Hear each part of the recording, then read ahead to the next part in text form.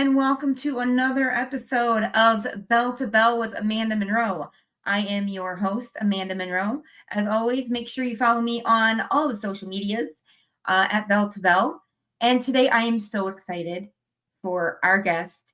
She's a pro wrestler. You have seen her at F1rst Wrestling. You have seen her at Higher Ground. In fact, you've probably seen her all over the Midwest. She is the only wrestler that is certified by the USDA. She is Free Range Kara. Kara, thank you so much for being here.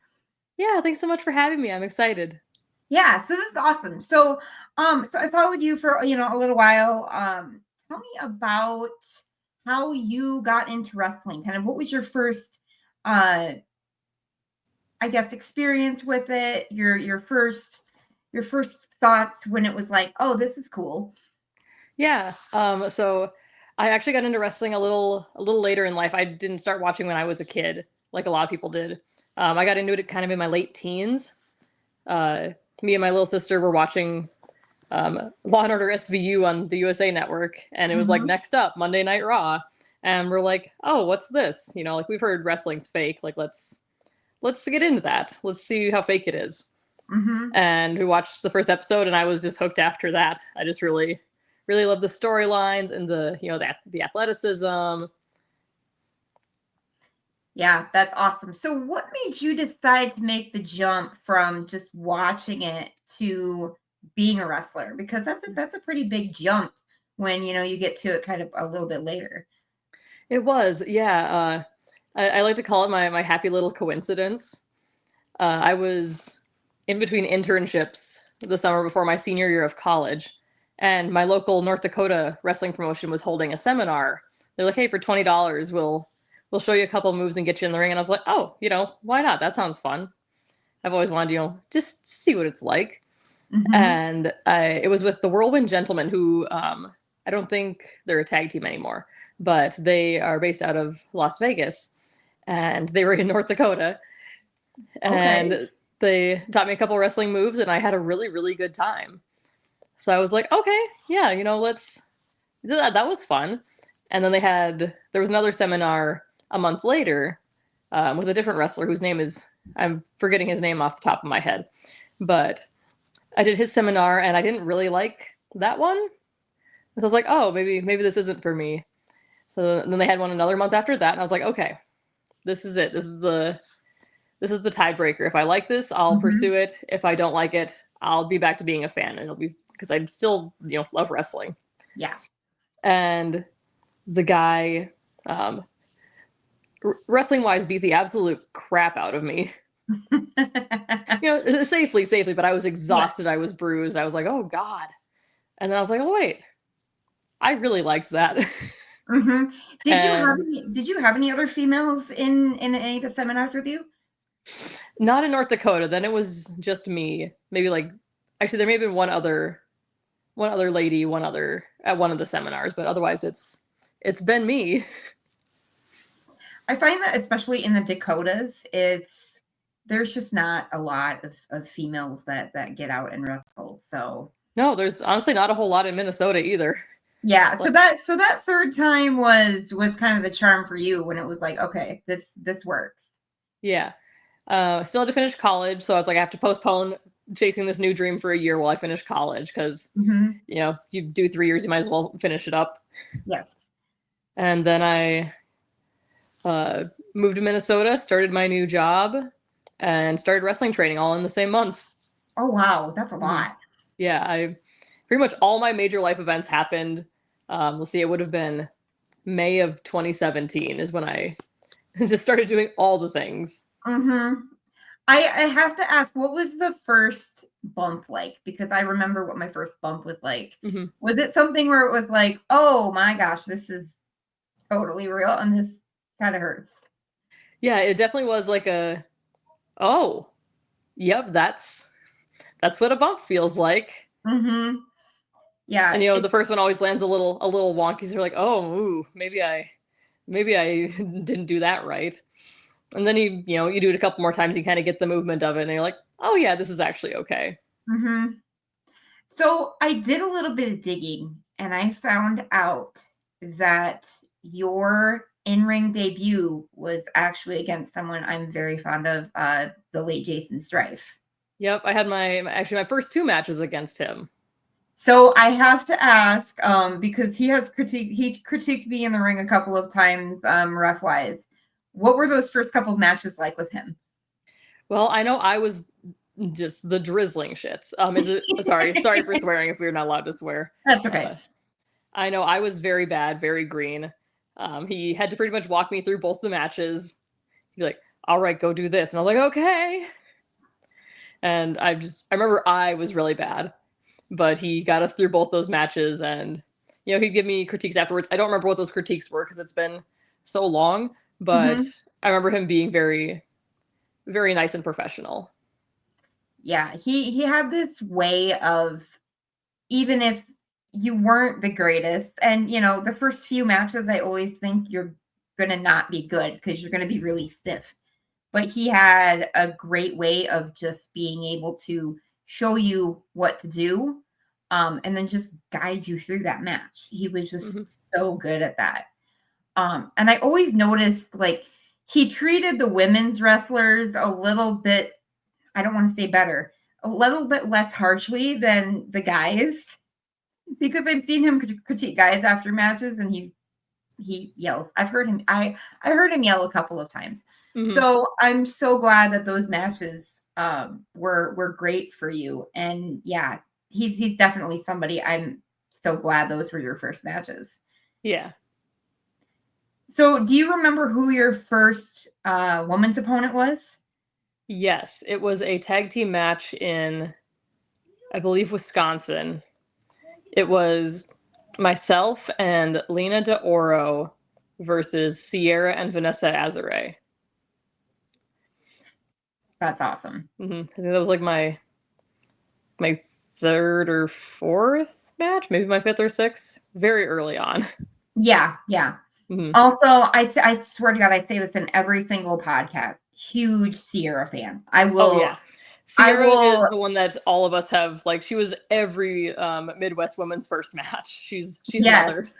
I will hype that girl up until I am in the ground. She is she's incredible. And I'm definitely glad that you've had matches with her too. Because I think you've had more than one, correct? Yeah, I want to say one year I wrestled her like 8 or 10 times.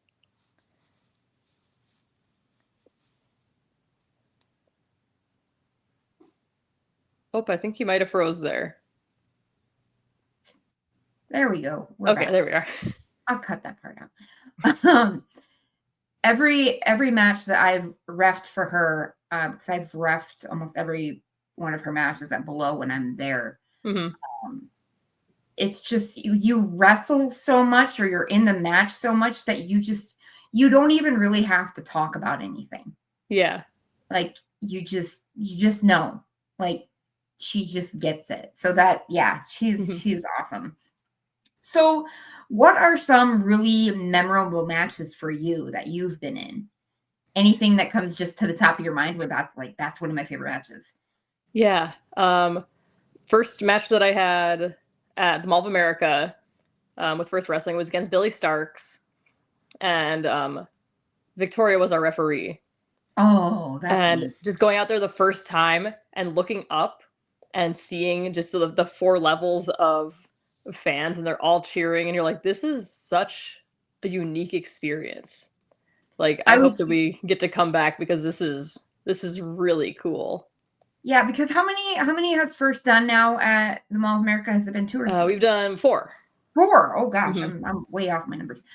I was just gonna ask, like, what is that feeling like when you get into the Mall of America and you see all these people? I cannot imagine. I go in front of like 100 people. I'm like, this is great. I can't imagine just staring at like levels of people. Yeah, it's really surreal. Every time I go out there, I try to just take a moment before I get in the ring and just look around and be like, this is so cool that we get to do this, and that everyone here is, so invested in our product that they're willing to stand up on the 4th floor and probably not see us very well, but they're there. Yeah, exactly. That would mess with my fear of heights. Mhm. I've been to the Mall of America quite a few times, and I think trying to watch from the fourth level would just, I don't know. Yeah, I think I wouldn't do well either. So I'm like, I'll stay here on the ground. Yeah, exactly. It's like, oh, there, maybe the first level, and then after that, no. Mhm. So, Um, is there kind of going back to when you first started watching, is there kind of a style that you uh, kind of build yourself after, like any of the women's wrestlers that you first watched? um, that is a good question. Because back when I first started wrestling, like the most popular wrestlers in WWE were Kelly and Eve Torres. Mm-hmm. But then there was also like, the powerhouse Beth Phoenix and the submission specialist Natalia. Yep. So like it was a very like very contrasting styles of wrestling.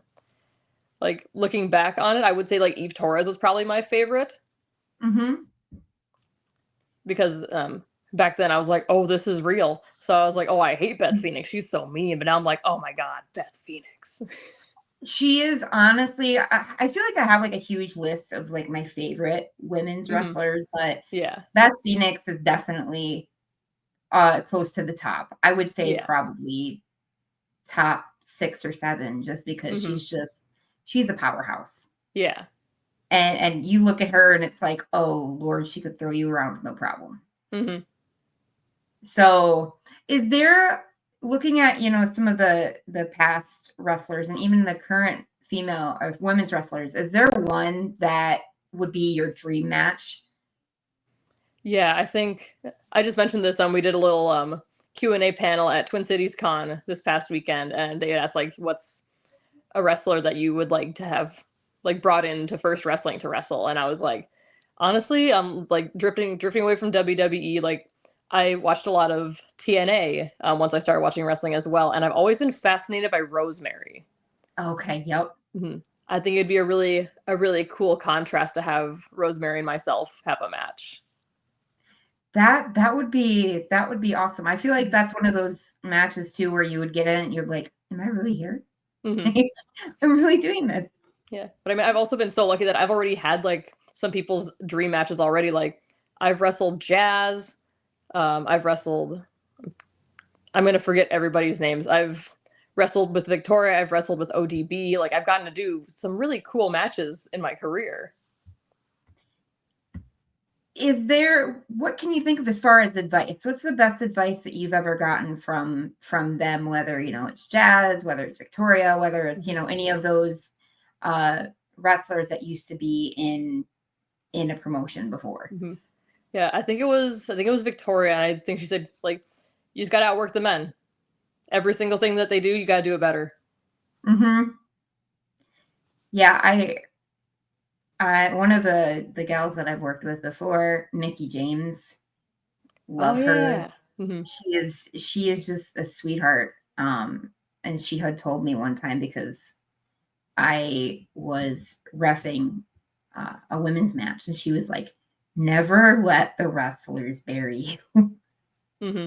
I'm like, "Yep, yep, I get it." So what I love about the women's wrestlers that are out on the independent scene now is everybody really supports each other. Um, how do you feel, kind of looking at your experience as a women's wrestler in, the independents?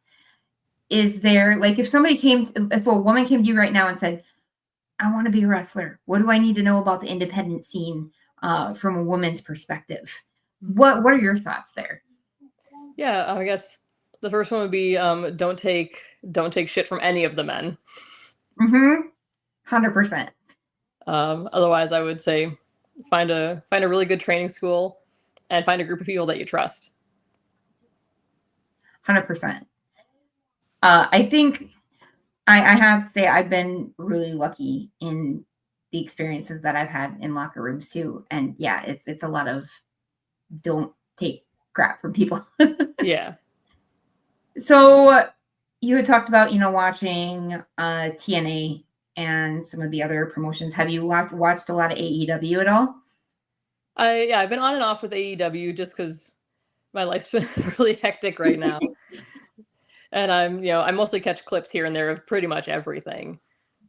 But yeah, back when they first like started, it was like every week we're watching AEW, we're watching all the pay-per-views. Mm-hmm. Well, and I only say that because AEW had the very first women's blood and guts match on Wednesday. Yeah. And I haven't got a chance to watch all that because what was I doing that? I had something else going on that evening, so I wasn't able to like sit down and watch it. honestly, I'm not a huge like bloody death match kind of person, but I was so impressed. Yeah, I did see all the pictures of Sky Blue. I Oh was my like, god. oh, this match went exactly how they wanted it to. I was not expecting her to be the first one, Mm-hmm. but I mean, they just when that match was over, I looked over at my husband and I'm like, how are the men supposed to top that? Mm-hmm. And I think that says a lot about the women's wrestlers today and the talent that everybody has. So thinking about, and I know I asked you, what was your first title that you won? Oh shoot! Ooh. The promo's gonna get mad at me if I forget which one it was. I believe the first title that I held was the Future Clash Championship for formerly Showtime Wrestling, now currently Higher Ground Wrestling. Okay. Just right around that time, like within like a month or two of that, I won a different title. So I just can't remember which one came first, but I'm pretty sure it was the Future Clash. Okay. So looking at matches, is there any match that you would not do, whether it's a death match, last woman standing match? Yeah, I think the only match that I don't think I'd want to do would be a death match. Because Agreed. one, I feel like that's a special genre all its own. I wouldn't want to like do a death match just to be like, oh, I did my one death match. Like I'm a death match wrestler. Like, they have their thing and they're really, really good at it. And I don't want to like be that person who steps in there and is like, haha, I did one. I'm part of you. Like I'm in your group now. Like, Yeah. I respect all that they do. I respect their pro wrestling style. I just don't think it's for me. Yeah. I would agree. Now, have you bled during a match before? I have. Usually accidentally. Isn't that's the way it usually happens? Yeah, there was like I've gotten kicked in the mouth and like had a bloody mouth before, but the two coolest times that it happened to me, one was many years ago, for a promotion that no longer exists in Iowa called IPW. Okay. I was wrestling Brooke Valentine, my forever opponent. Love her. And she she picked me up for a slam and set me down, and very like delicately as she was standing back up, her fingertips brushed the edge of my nose, and it was like February, so it's like super dry. Yes. And I just full nosebleed. Oh. Anybody in any cold state will know exactly what you mean. Like you barely have to touch a nose and it just bleeds. Yeah. And then the most recent one was this summer. I was wrestling Mr. Williams, and I went to give him a headbutt, and I headbutted a little too hard. What? I went straight in, and I felt my nose go, and I was like, oh man, I'm about to start bleeding. So, are you more of a fan of just like the women's matches that you do, or do you like intergender matches more? Or is there not really a preference there? I'm cool with either. I love the dynamic of intergender just because it feels like there's a couple different things you can do, and I'll always get cheered because I'm always against a man. So it's really easy to like have the crowd be behind me in those matches versus like if I'm wrestling another cool female wrestler, they're probably going to be split 50-50. I'm like, we like her, but we also like you. Yeah. But also like just pure women's wrestling is the best. It really is. And I think the past even 10 years, it's just changed so much. And I talk about this a lot on a lot of my podcasts when it comes to the evolution of women's wrestling. 20 years ago, women were kind of more of like the side pieces. They might have like a 5-minute match maybe here and there. And I feel like it's kind of the same way with the independents now too. There's such a focus on women's wrestling. So I think it's a fantastic time for women's wrestling. And have you seen, is there one person or one woman on the independents that you were just like, why isn't she signed yet? Yes. There There's might a be couple. I was going to say there might be more than one.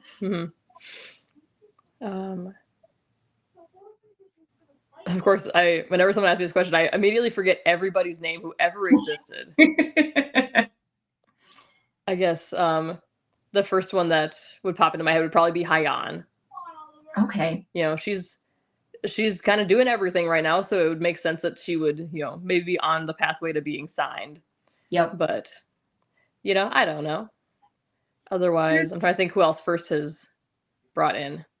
I'm kind of surprised that Alley Catch hasn't been signed. Yeah. She was just on for F1rst Wrestling show, right? Yeah, she was at Twin Cities Con with us, and then she was at Unleashed earlier this month. Okay. Yeah, I feel like there's a lot. It's really hard to pick which ones. That being said, like, I'm always happy that these women are still on the independent, so I can still like wrestle with them. Because, you know, the thing with like WWE and AEW and TNA is they have these really deep women's rosters and deep men's rosters, and you can only put so many people on TV at a time. So, like, you know, some people, you know, for potentially months or even a year could just not be on television. And it's like, I don't know, for me personally, I'd rather be out there wrestling. Yeah. Oh, absolutely. And yeah, and when you're not locked into a contract, so you can go, if you're on the independents, you can go wherever you want. Yeah, you don't have to worry about like, oh, you know, our show is happening on, or the company's show is happening on Saturday, so I'm not allowed to wrestle on a Saturday, because why would they want like to see me outside of the company? That doesn't make any sense. Yeah, and I feel like the bigger companies are more worried that the wrestlers are going to get hurt at an independent show, and then they have nothing. So yep, that's also true. Yeah. So kind of wrapping things up a little bit, is there a promotion that you haven't been to yet, or a state that you haven't been to that you really want to see or to go to? Yeah, I would like to hit either of the coasts. I've heard there's great stuff in Oregon right now, so like I'd love to hop over to Oregon. Otherwise, you know, sorry, I'm doing north, south, east in my brain. Otherwise, the East Coast is also, you know, it's a huge hotbed for wrestling, so I'd love to get over there and see if there's room for a free range farmer up in there. I think it would be perfect because, you know, the coasts don't see what the Midwest is like. So in my mind, you're like that perfect representation. All right. So I want to give you a chance to plug any of your socials. Where can people find you when they're looking for you? Oh yeah, absolutely. I try to be everywhere. I'm on Facebook, Twitter. I'm going to call it Twitter until they make me stop. I am too. I still do. Instagram, TikTok. Those are all at Free Range Kara. I have a YouTube channel, Free Range Kara. I have a Patreon, Free Range Kara. I have an online shop. Or you can go to freerangekara.com and find. I probably need to update that website, so please pardon all the dates that I need to update on that, but it'll have a link to my online store. So you were everywhere. You are not trying to be. Got to get my name out there as much as I can. Oh, and I'm on Cameo. If anyone wants to buy a little video, I'll say some things on the internet for you, but keep it PG because if not, I'm deleting it. It's a good point. That's a good point. So, Kara, thank you so much for being on the show with me. This was awesome. Yeah, thanks so much for having me. Absolutely. So I want to make sure to plug the Belle to Belle socials. You can find us on Facebook. Of course, if you're watching right now, you are probably watching on YouTube. So please make sure to like and subscribe and comment. Let me know who you want to see. Also, I want to plug the Sisterhood of the Squared Circle and Wrestling with Pride. and then also the Friends of the Squared Circle. And apparently now I am contractually obligated to say that Commander Q has the best beard in wrestling. So there we go. So Cal will hopefully see it now. Mm-hmm. All right. Again, Free Range Kara, thank you so much for being here. Everybody else, we will see you again very, very soon. Thank you. Bye, everybody.